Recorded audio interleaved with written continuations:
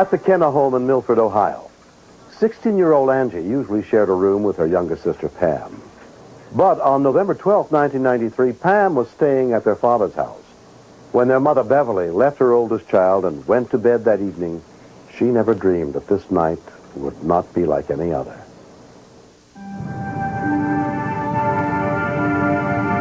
Angie, I'm going to go to bed, okay, hon? Okay. Night, sweetie. Good night, Mom.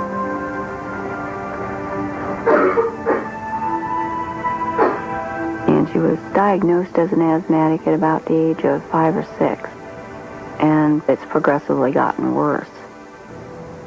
When she gets short of breath, she can't walk any distance because she can't catch her breath enough to do so. But she had had a period of 2 or 3 years where she hadn't had any serious attacks.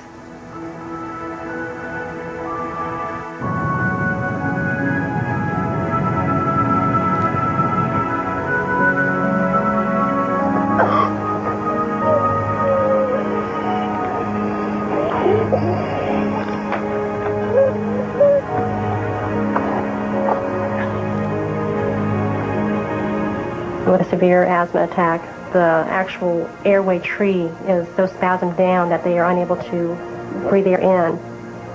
They're going to die if they don't get help right away.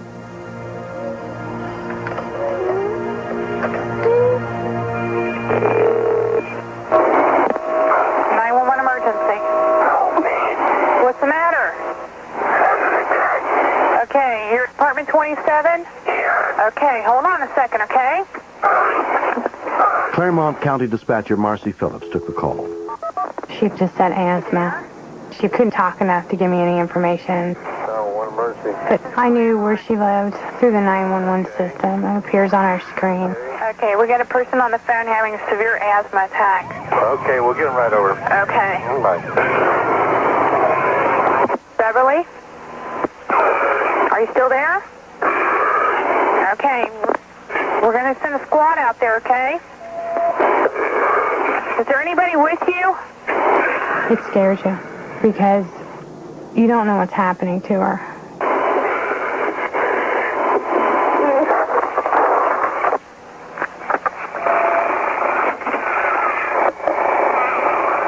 The breathing machine got louder in the background. I could not hear her breathing at all. Pick up that 911. I'd lost contact with her, and there was nothing I could do to help her.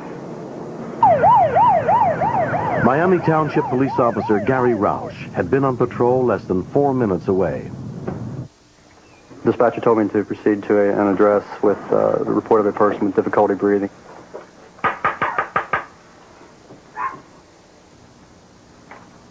To my surprise, there was a police officer at the door. Hi. I had no idea why he was there. Is everything okay here? Is there any problem here? She said that there was no problem there. When I saw a boyfriend appear behind her, my initial suspicions were it was a possible domestic quarrel of some sort. I have to turn around and leave. You know, if the people say there's no problem. Dispatch was actually talking to somebody. They said that the person was having difficulty breathing and that they lost contact.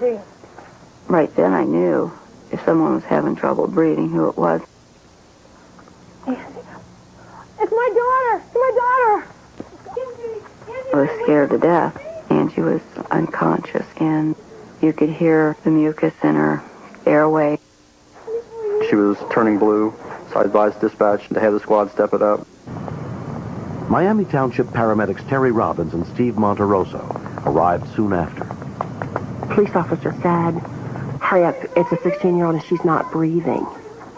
Your heart kind of clamps up. I don't think you take a breath until you get inside there. Hey, ma'am, we're going to need you to step back. She's not breathing well enough. Okay. With asthma, the air passages literally seal up. We're going to have to open up her lungs or we were going to lose her. Just as I was putting an oral airway into her throat before I went to put that tube into her, she clenched down her jaws, which made intubation almost impossible. I didn't want to lose what little airway we did have. And I just bagged her with an ambu bag. We're going to have to do something, Steve. We're not moving in the air at all. Okay. She was so tight and closed up that as hard as we could squeeze that bag, we couldn't even force any air into her lungs. We gave her some epinephrine, and a little bit of air was now going in, but certainly not enough to bring her around. Call Claremont County, get air care dispatched. You could literally watch her heart rate begin to slow down from lack of oxygen. I didn't believe that she would pull out of it. We're barely getting a little bit of air in. University of Cincinnati Hospital flight doctor Sabrina Leach took charge at the scene. Hi. What's happening? 16-year-old female. I was very concerned because she was doing what we call posturing, what you see when somebody is not getting enough oxygen to her brain. If that continues, she can be permanently brain damaged from that. Way to get in until you can get her to. She needed to have an airway. We went ahead and intubated her by sticking a breathing tube down her nose. Breath sound's coming out, yeah. It's in. We also went ahead and started giving her medication that is aerosolized and it goes directly into the lungs. You got good breath sound? This is the most severe asthma case that I've seen. We're going to be going to University Hospital, okay? It's just so scary seeing her like that. All I could think of was, you know, would she survive this? She just looked so close to death.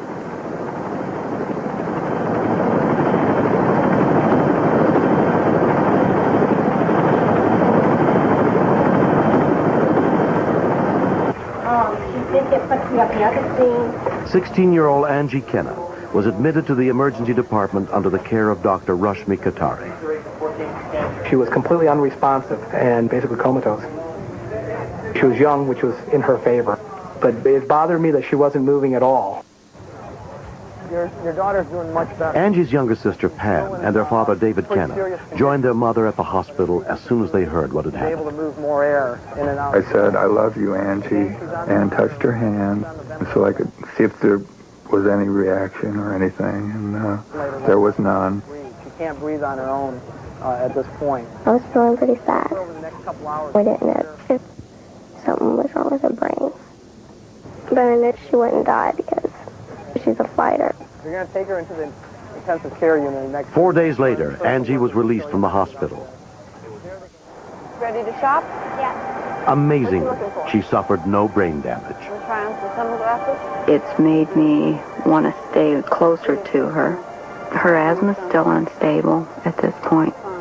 She has new medication, and we have an EpiPen that she carries with her.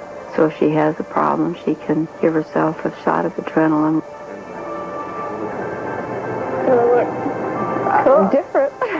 I love her with all my heart. I'd do anything for her to help her. If I could, I'd go through the asthma myself, but it's something that she has to do on her own, and all we can do is be there to encourage her. I just don't think they're you, though.